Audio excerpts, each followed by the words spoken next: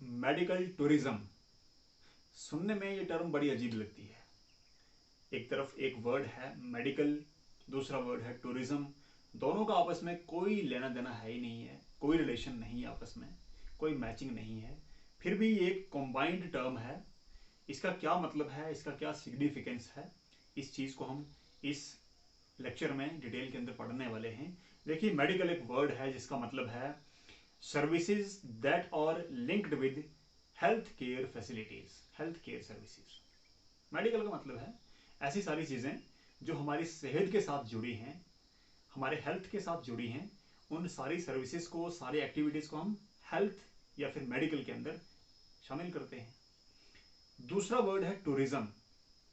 अब देखिए, हेल्थ का और टूरिज्म का आपस में क्या लेना देना है। टूरिज्म का मतलब होता है घूमना फिरना, मौज मस्ती करना, फॉरेन ट्रिप्स पर जाना, ट्रैकिंग्स पर जाना, स्पोर्ट्स में शामिल होने के लिए बाहर वाले देशों में चले जाना, फॉरेन चले जाना।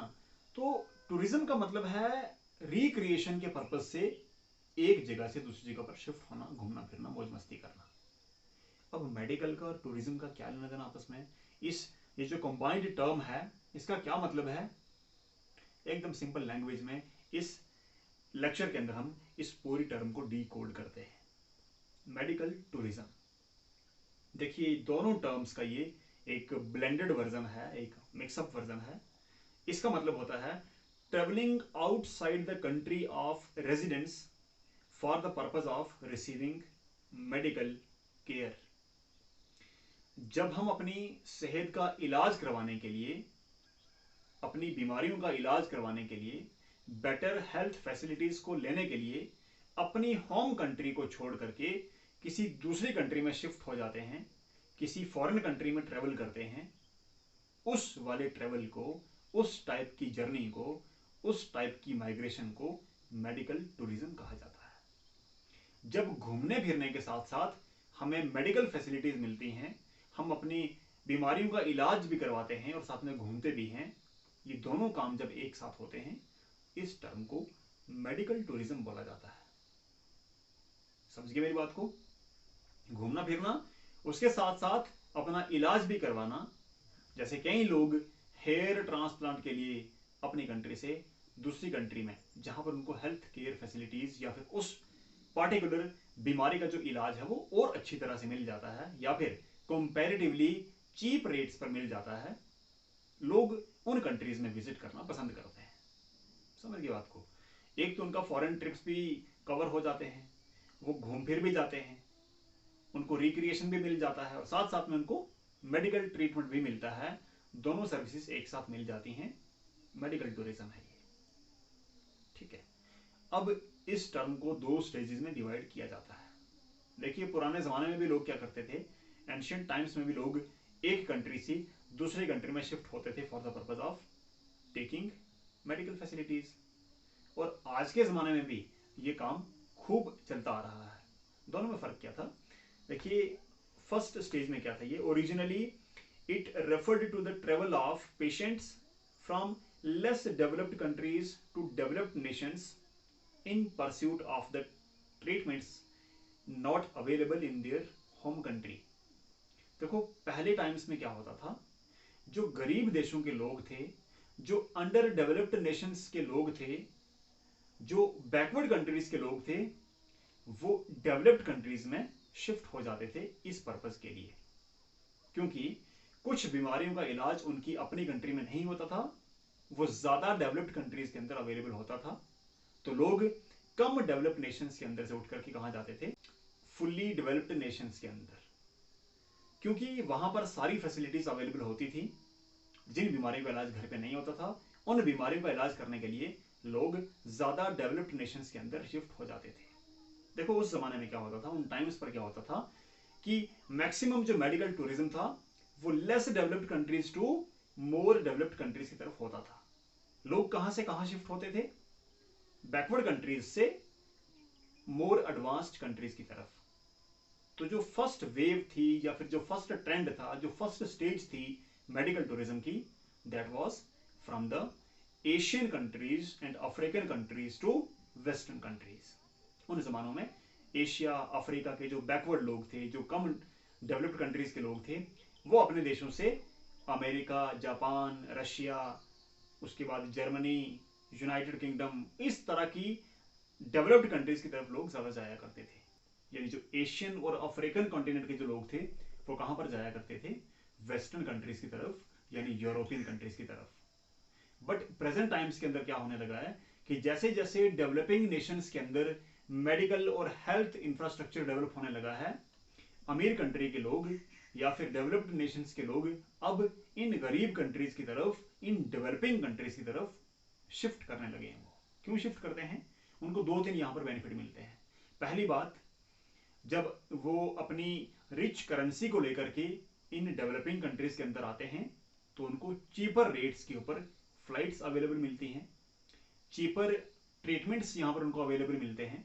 क्योंकि ऐसा होता है ना, जब भी एक अमीर आदमी किसी गरीब घर में जाता है तो गरीब घर के अंदर जो गरीब लोग हैं वो उसकी काफ़ी अच्छी सेवा करते हैं, उसकी काफ़ी अच्छी तरह से उसको ट्रीटमेंट मिलता है वहाँ पर, और अच्छा उसका वेलकम होता है। तो बस यही जो एक आइडिया है, यही जो कॉन्सेप्ट है, ये कंट्रीज़ के ऊपर भी लागू होता है।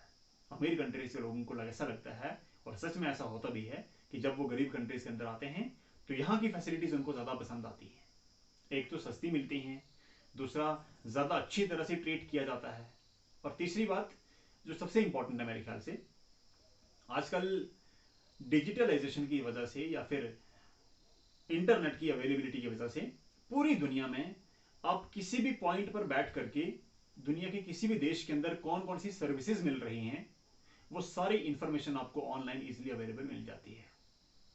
तो लोग ये क्या करते हैं, अपने घरों पर बैठ करके पहले रिसर्च कर लेते हैं कि दुनिया की कौन कौन सी कंट्री के अंदर किस किस बीमारी का इलाज अच्छे और चीपर रेट्स पर मिलता है, क्वालिटी क्या है वहां की, और वहां के कंपैरेटिव प्राइसेस क्या है।